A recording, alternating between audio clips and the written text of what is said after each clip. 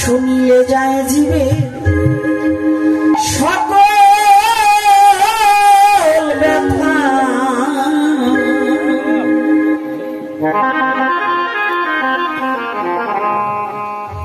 ওরে কৃষ্ণ কথা বড় মধুর মধুর কথা, শুনিলে যায় জীবে সকল ব্যথা।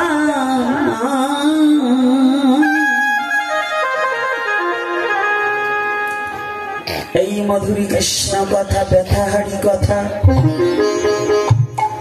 এই মধুরী কৃষ্ণ কথা দুঃখ হরা কথা, এই মধুরী কৃষ্ণ কথা ভয় বিনাশ করার কথা।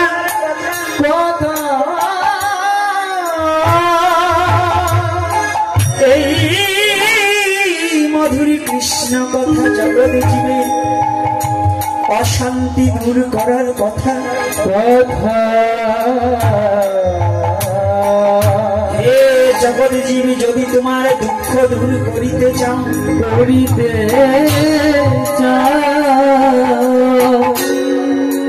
সমস্ত প্রকারের দুঃখ শাস্ত্রকার বললেন আমাদের 3 প্রকারের দুঃখ, আধ্যাত্মিক, আদি ভৌতিক ও আদি দৈবিক।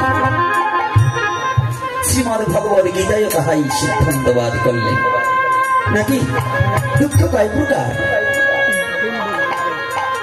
3 প্রকারের দুঃখ, আধ্যাত্মিক, আদি ভৌতিক ও আদি দৈবিক। এই 3 প্রকারের দুঃখ, একটা দুঃখ থাকবে না। শুদ্ধ কৃষ্ণ ভক্তির কোন দুঃখ থাকে না। কেন থাকবে গো?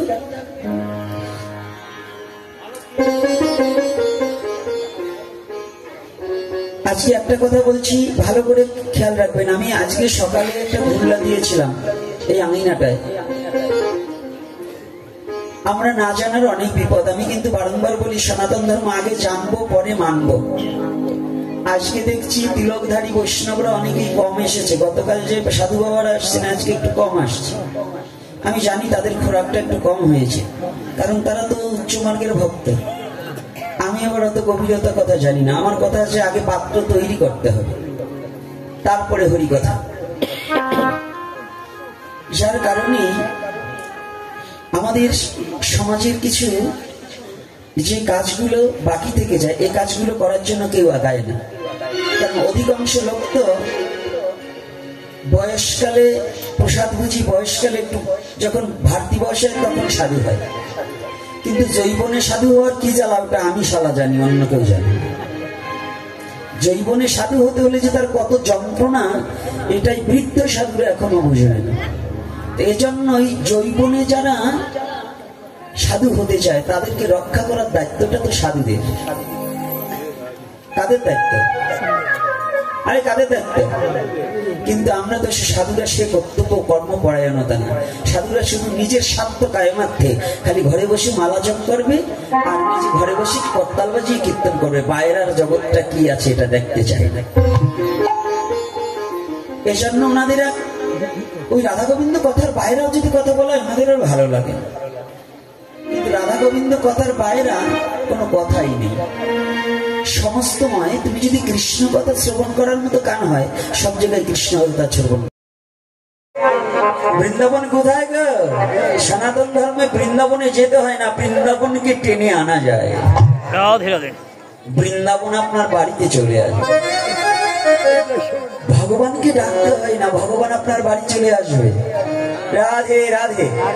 ভগবানকে ডাকবার আপনার কি যোগ্যতা আছে যে আপনি ভগবানকে ডেকে আনবেন? হ্যাঁ, কি যোগ্যতা আছে আমার? আমার জীবনে এমন কোন সাধনা আছে, এমন কোন স্বীকৃতি আছে যে জীবনে আমি ভগবানকে ডেকে আমার আনতে পারবো?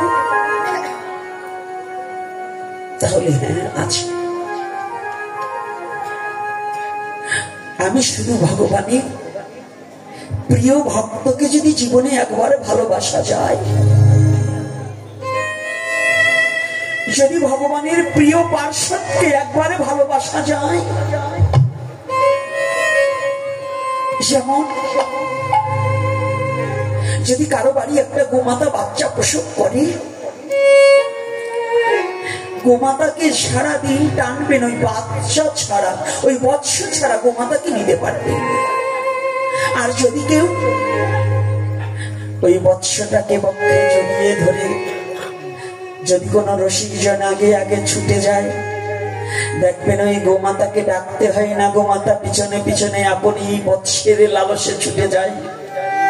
তদ্রূপ ভগবান বললেন, আমাকে তোমাদের ডাকতে হবে না,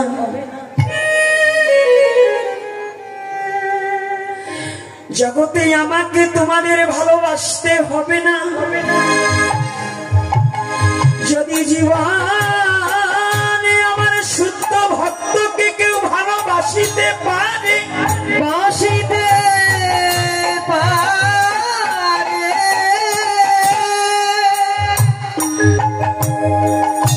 যদি আমার শুদ্ধ ভক্তকে কেউ একবার বক্ষে প্রেমের সোহাগে যদি জড়িয়ে ধরতে পারে, ধরতে পারে,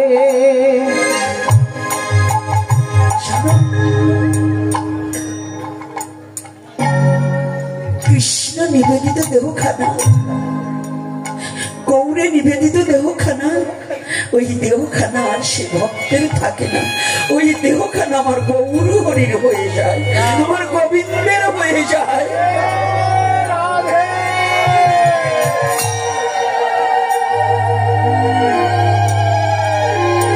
যদি জীবনে কোনো ভক্ত এই দেহ জীবন যৌবন মন প্রাণ যদি গৌর চরণীকে আত্মসমর্পিত চিত্ত করতে পারে, শাস্ত্রকার বললেন যদি কোনো ভক্ত করে কৃষ্ণে আত্মসমর্পণ, কৃষ্ণ তাহে করে আত্মসমর্পণ। ও বাবা, ও মা, এ বিশ্ব জগতের মাঝে যদি কোনো ভক্ত কৃষ্ণতে আত্মসমর্পিত চিত্ত করে, গৌরে আত্মসমর্পিত চিত্ত করতে পারে, গৌর হরি কে গো?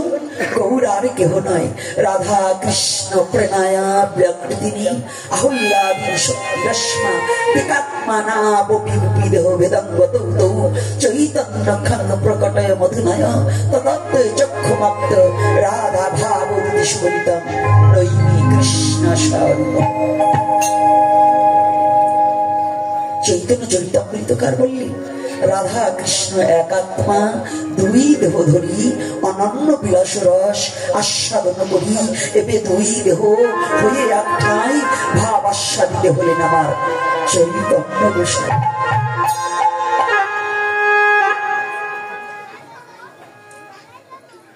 এই গৌরের যদি কেউ আত্মসমর্পিত চিত্ত করতে পারে না, কত বলবো, কত তুলনা দেব গো স্বামী। ভক্ত আর ভগবানের যে প্রভেদ থাকে না, একাকার হয়ে যায়। ভক্ত আর ভগবানের মধ্যে কোনো ভেদাভেদ থাকে না, কখনো থাকে না।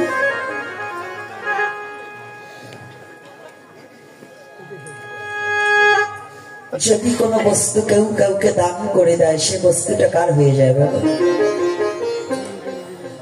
আপনার ভাগনাকে আপনি একটা গাভী দান করে দিয়েছেন, ওই গাভীটা আপনার ভাগনা বাড়ি বোনের বাড়ি গিয়ে যদি 30 কিলো দুধ দেয়, আর বলতে পারবেন ওই গাভীটা আমার? ও গাভীটা কার? ভাগ্নের হয়ে যায় না? তদ্রূপ ভক্ত যদি দেহখানা ভগবানকে দান করে দেয়, ওই দেহখানা কার হয়ে যায়? দেহখানা কার? ভগবানের হয় কিনা? আমা পান খেয়েছ কেন? গতকাল আসনি, আজকে আসছো? আজকে আসছো না?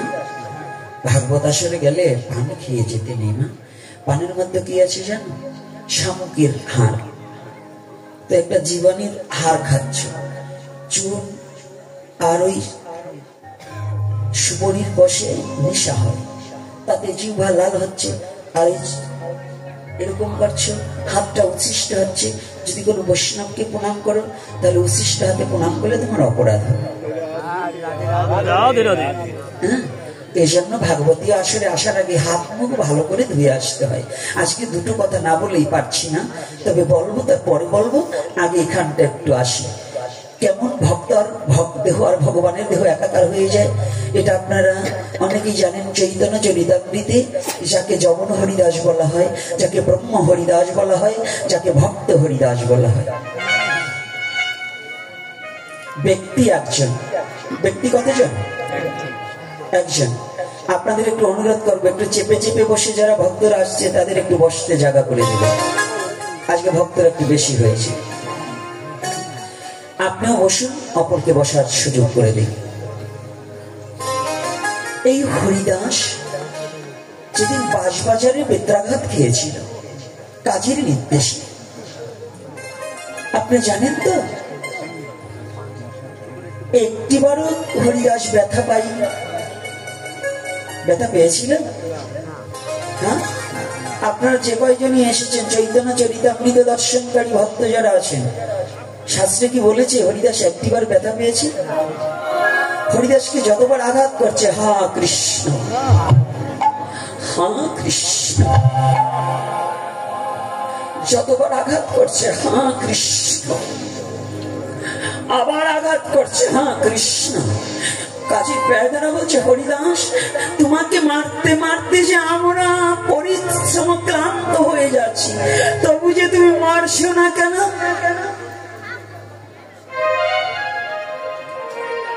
ভাই, ও ভাই, এ জগতে যদি কেউ একবার হরি নামের মাঝে মরে যায়, বিশ্ব জগতে তারা মৃত্যু ভয় থাকে না।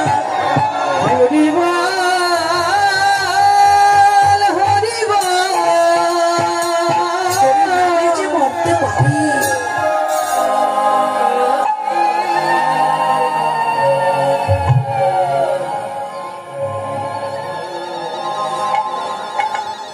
হরিদাস, তুমি না মরলে যে কাজী সাহেব আমাদের গর্দান দেবে, আমাদের প্রাণ নিয়ে নেবে, তোমাকে না মারতে পারবে। তুমি একটিবার বলে দাও তোমার মরার উপায় কি? হরিদাস বললে, তোমরা এভাবে মেরে আমাকে কখনো মারতে পারবে না। তাহলে বলছি, যদি আমাকে তোমাদের মারতে হয়, তোমরাও একটিবার মধুমাখা হরিনাম করো।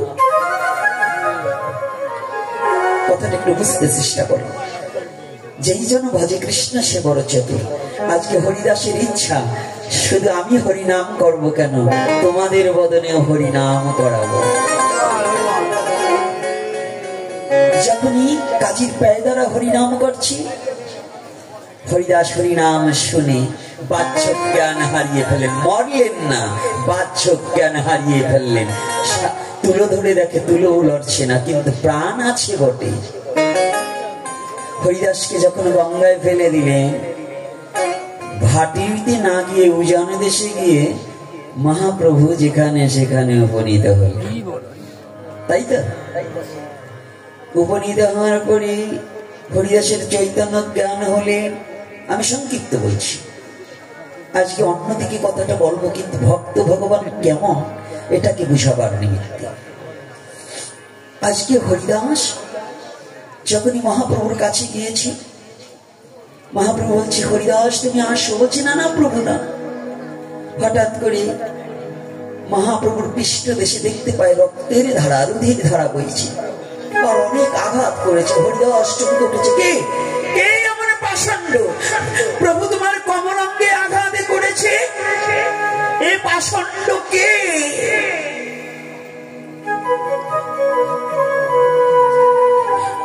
যে সচি মাতা তোমার কমলাঙ্গে বিন্দু মাত্র ধুলা কণা লাগিতে দেয়নি, সেই কমলাঙ্গে এমন কঠোর হস্ত দিয়ে কে জগতে আঘাত করিল?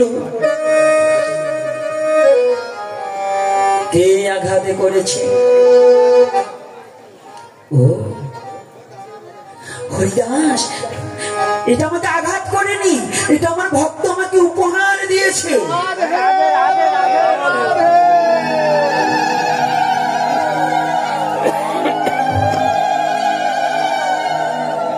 আমার গৌরের কথাটা একটিবার ভাবুন তো।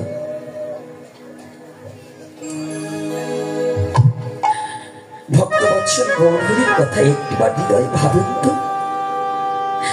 কত বড় দামি কথা বলেছে হরিদাস। এটা কি আমাকে আঘাত করেনি, এটা আমার ভক্ত আমাকে উপহার দিয়েছে।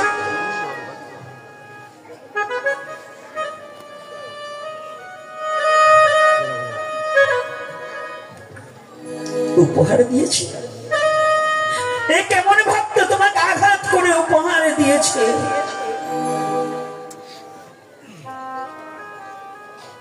হরিদাস, অন্য কেউ নয়। যদি আমি বলি তুমি আমাকে উপহার দিয়েছ, না না না না প্রভু, বলছে হরিদাস তোমাকে একে একে বাজারের ব্যথাঘাত দিয়েছে, তুমি সত্য কথা বলো তো, একটিবার তুমি ব্যথা পেয়েছিলে? না প্রভু। আচ্ছা তোমাকে আঘাত করলে তুমি ব্যথা পেলে না? বলছে যতবার আমাকে আঘাত করেছে ততবার আমি হা কৃষ্ণ হা কৃষ্ণ হা কৃষ্ণ বলে কেঁদেছি। কৃষ্ণ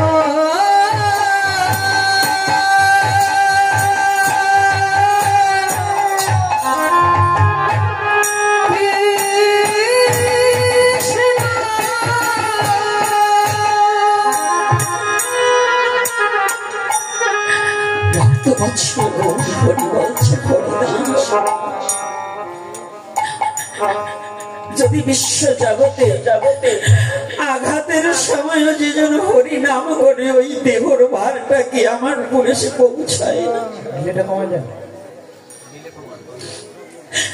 তোমাকে যতবার আঘাত করেছে তুমি ততবার কৃষ্ণ বলে কেঁদেছ। ওই আঘাত গুলো যে আমার পৃষ্ঠ দেশে এসে পৌঁছিয়ে গিয়েছে। হরিদাস, যদি কোন দেহের ভার আমার প্রতি দেয়, ওই দেহের ভার যে আমার গ্রহণ করতে হয়, তোমার মতো ভক্তের ভার যে আমি গ্রহণ করেছি। হরিবল হরিবল।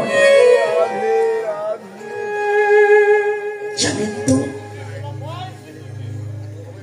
এই সনাতন ধর্মের গৌর হরি পাবন অবতারী কত বড় দয়া, ভক্তের আঘাত পর্যন্ত ভগবান ধারণ করে নিয়েছে। এমন দয়া কোথায় খুশি পাবে গো? কোথায় পাবে এমন আপন জন? কোথায় পাবে এমন প্রেমিক জন? কোথায় পাবে এমন পাবন অবতারী যে নিজে মার সহ্য করেও নিজ পিষ্ট দেশে মার খেয়েও ভক্তের ব্যথাকে ধারণ করে নিয়েছে। তাহলে ভক্তের অঙ্গ আর ভগবানের অঙ্গ কি আলাদা? রাধে রাধে, এক না দুই? হ্যাঁ। এজন্য আমাদের সমাজে ভক্তকে কখনো, শুদ্ধ ভক্তকে আঘাত দেওয়া উচিত নয়। ভক্তের সঙ্গ করাই মানে ভগবানের সঙ্গ। ভক্তকে ভালোবাসাই মানে ভগবানকে ভালোবাসা। ভক্তকে প্রেমালিঙ্গন দেওয়াই মানে ভগবানকে প্রেমালিঙ্গন দেওয়া। ওই গোবৎসটির মতো, যেমন গোবৎসকে পক্ষে জড়িয়ে ধরে হাঁটা মারলে যেমন গো মাতা পিছনে দৌড়ায়, যদি কোনো ভক্ত অন্য ভক্তকে ভালোবাসতে পারে, ভগবান সেই ভক্তের পিছনে পিছনে দৌড়ায়।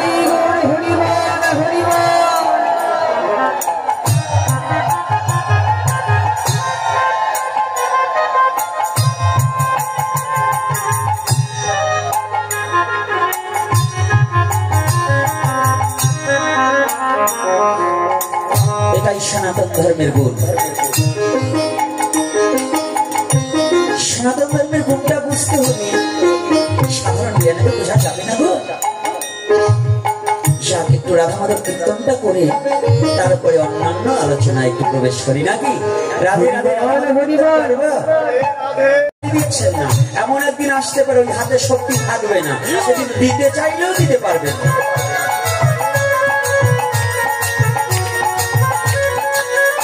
তাহলে কি আজকে দেখবো কারা কারা ভগবানকে ভালোবাসে। করতালিও দিতে হবে, রাধা মাধব কীর্তনা করতে হবে।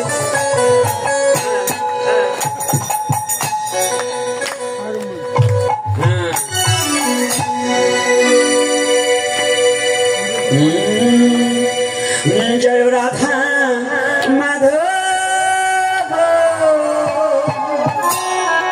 জয় কুঞ্জ বিহারী, জয় রাধা মাধব, জয় কুঞ্জ বিহারী, জয় গোপী জনবল্লভ,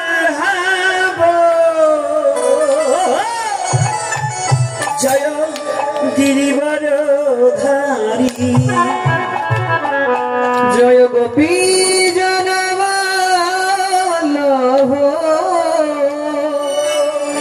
জয় গিরিবরধারী, জয় রাধা মাধব কুঞ্জ বিহারী, জয় রাধা মাধব, জয় কুঞ্জ বিহারী, জয় রাধা মাধব জয় কুঞ্জ বিহারী, জয় রাধা মাধব, জয় কুঞ্জ বিহারী, জয় গোপী জনবল্লভ, জয় গিরিবরধারী, জয় গোপী জনবল্লভ, জয় গিরিবরধারী,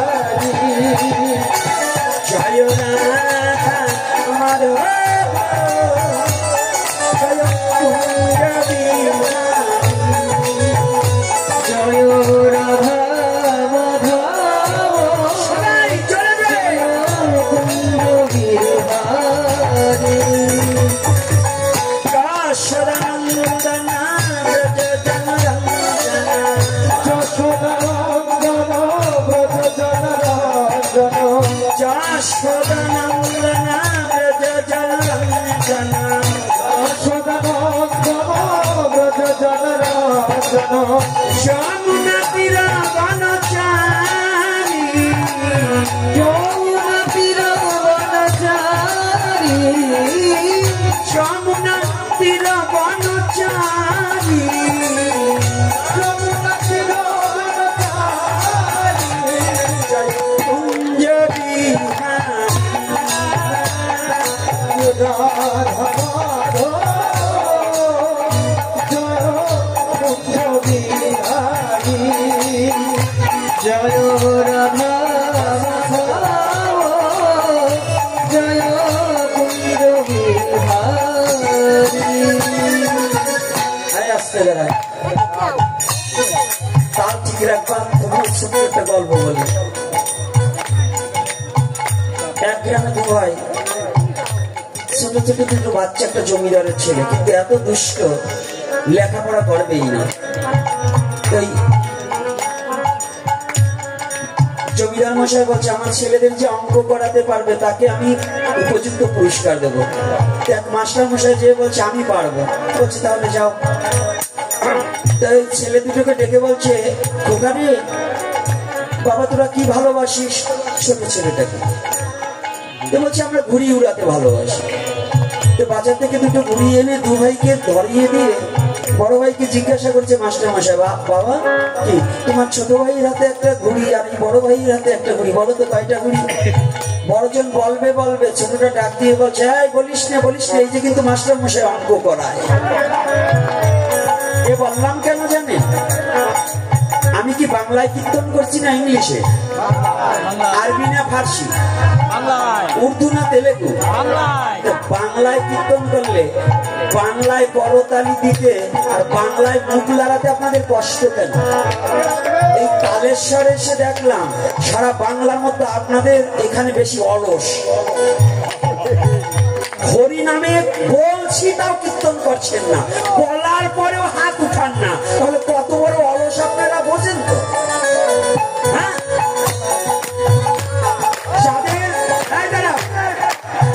আজকে যারা এই রাধা মাধব কীর্তন করবে না, মুখ লড়বে না, দুটো কারণে। একটা হচ্ছে আজকাল তো ভাসুরের নামও বললেই ফেলে, তাই না? ভাসুরের নাম বলে না, তোমাদের ভাসুরের নাম না। যারা আজকে রাধা মাধব কীর্তন করবে না, ওর বাবার ভাসুরের নাম বসবো, তার বাবার ভাসুরের নাম, এই জন্য কীর্তন করবে না। আর একটা লোক মুখ বুঝে থাকবে, যারা আজকে সকালে ব্রাশ করেনি, মুখে দুর্গন্ধ, এই জন্য রাধা মাধব কীর্তন করবে না। এই মুখে দিক টাকা বা কেটা কেটা এই কীর্তন না করে। সদানন্দনা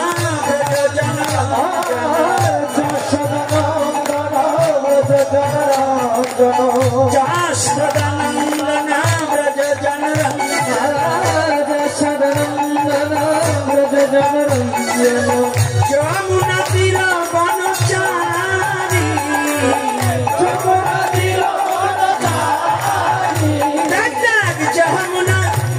বনচারী, যমুনা তীর বনচারী, যদি রাধা মাধব জয় কুঞ্জ বিহারী, জয় রাধা মাধব জয় কুঞ্জ বিহারী। রাধে রাধে রাধে बोल, রাধে রাধে রাধে बोल, রাধে রাধে রাধে बोल, রাধে রাধে রাধে बोल,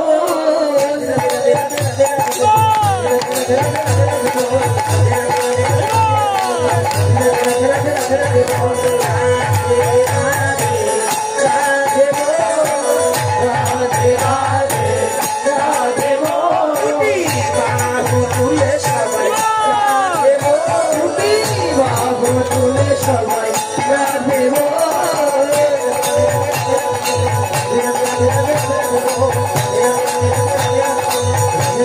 রাধে রাধে।